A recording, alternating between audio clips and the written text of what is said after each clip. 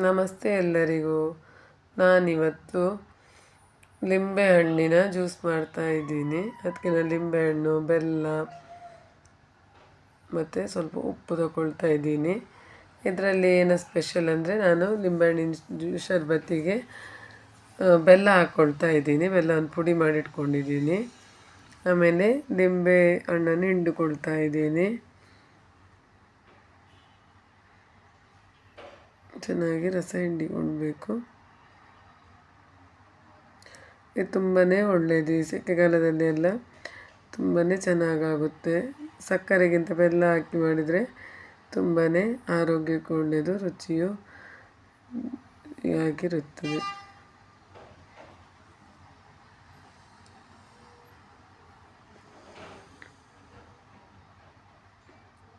ಮತ್ತು ಬೆಲ್ಲ ಹಾಕ್ಕೊಳ್ತಾ ಇದ್ದೀನಿ. ಈ ಥರ ಜಜ್ಜಿ ಪುಡಿ ಮಾಡಿಕೊಂಡ್ರೆ ಬೇಗ ಕರಗುತ್ತೆ ಅದಕ್ಕೋಸ್ಕರ. ಸಕ್ಕರೆಗಿಂತ ಬೆಲ್ಲ ತುಂಬಾ ಆರೋಗ್ಯಕ್ಕೆ ಒಳ್ಳೆಯದು. ಆಮೇಲೆ ಉಪ್ಪು ಹಾಕ್ಕೊಳ್ತಾ ಇದ್ದೀನಿ. ಮುಂಚಿನ ಕಾಲದಲ್ಲೆಲ್ಲ ನೋಡಿ ನೀರು ಜೊತೆ ಬೆಲ್ಲ ಕೊಡ್ತಾಯಿದ್ರು ಸೆಕೆಯಲ್ಲಿ ದಣಿದು ಬರಬೇಕಾದ್ರೆ. ಅದೇ ರೀತಿ ಲಿಂಬೆನ ಜ್ಯೂಸಿಗೂ ಬೆಲ್ಲ ಹಾಕಿದರೆ ತುಂಬಾ ಚೆನ್ನಾಗಾಗುತ್ತೆ. ಸುಸ್ತೆಲ್ಲ ಕಮ್ಮಿ ಆಗುತ್ತೆ. ಈ ಸೆಕೆಗೆ ಎಷ್ಟು ನೀರು ಕುಡಿದ್ರೂ ಕಡಿಮೆನೆ. ಆಮೇಲೆ ನೀರು ಎಷ್ಟು ಬೇಕು ಅಷ್ಟು ಹಾಕ್ಕೊಳ್ಬೇಕು. ಆಮೇಲೆ ಚೆನ್ನಾಗಿ ಮಿಕ್ಸ್ ಮಾಡಿಕೊಳ್ಬೇಕು. ಬೆಲ್ಲ ಕರಗುವವರೆಗೆ ಮಿಕ್ಸ್ ಮಾಡಿಕೊಳ್ಬೇಕು.